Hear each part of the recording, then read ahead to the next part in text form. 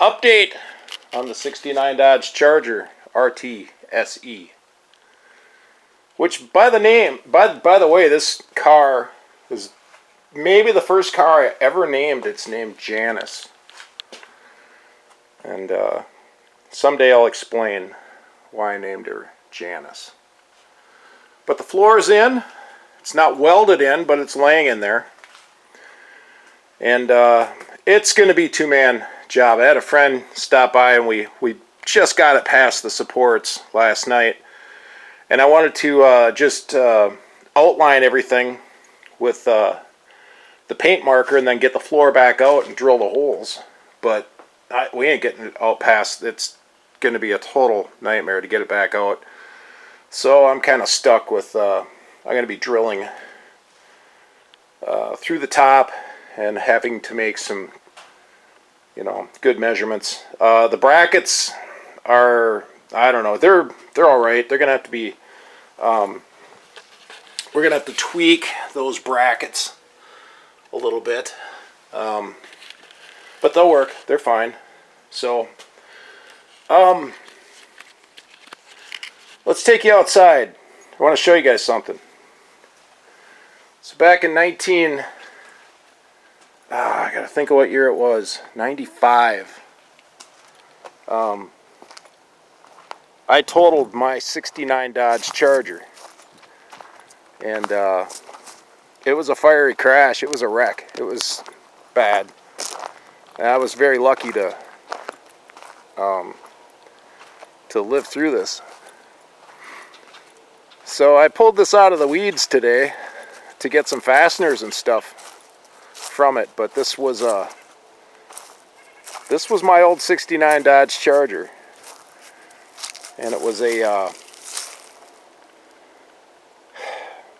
that's the blue. If you can see the blue, I had painted it. For some reason I had painted underneath the engine compartment in Chevy orange, but there's still usable stuff on here. But just to get an idea of the fire that was in this car, this is the I'm not sure if that's lead or if that's aluminum from the trim. I'm pretty sure it's aluminum from the trim. This is my shoe. I ripped the shoes off my feet. That was my shoe, and it was melted right into the carpet.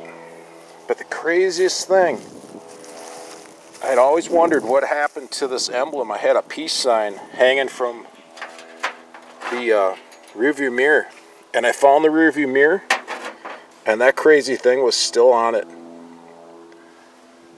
I just can't believe it. I didn't know where it went because the rearview mirror busted off from the impact. This used to hang on the rearview mirror.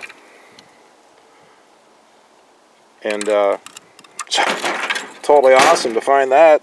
That'll live on in Janice. I'll polish it out. Yeah, there's a story behind that too. That it's made of talladium. And maybe you guys can guess in the comments what they use talladium for and where this would have come from. But I just couldn't believe it when I saw it. I had gone through this wreck before and looked for parts and things. But as you can see, yeah, what I can say is I lived and I got away with it. That's about as far as I'm going to go into this. But that cost me my piece of 1969, my old Charger. And it took me 30 years to find another one I could afford and that I could build right. I had pushed it off over the ravine back in 96 when I junked it, thinking, nah, whatever, I just didn't want to see it anymore. But there's some good chrome, there's some good pieces, there's stuff left on here that now is amazingly worth something. So that's the story on my 69 Dodge Charger that I had 30 years ago. Better than that, it was God, when did I get this thing? 86? Something like 86. And totaled it in 95. I had the thing for 9 years.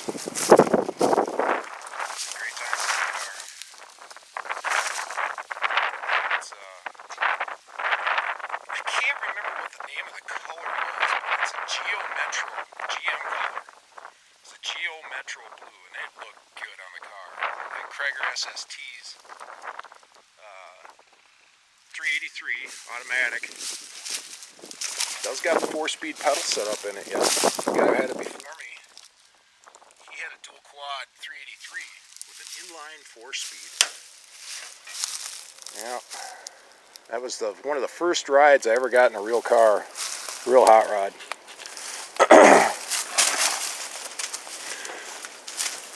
Never seen an inline shifter before, but I remember him banging through the gears with it.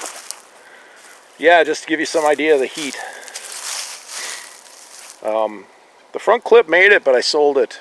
I think I got $700 out of the front clip, the grill and everything back then. It was, whatever. That's what it was. So, yeah. Maybe someday I'll give you a tour around the place. You can see the compound. This is my old, it was a corn crib. I made it into a workshop many years ago. Look at this rear end. This is what was in this car. I don't think it's an 8 1/4. I don't know what that thing is. I'm thinking Dana 44. I don't know what it is. I've got another 8 1/4 in the weeds, but I looked at them and, God, they just didn't look the same. But, yeah, you could see how wasted the floor was in this thing. I got my brackets for the console. I got all of them off, and I marked them out. And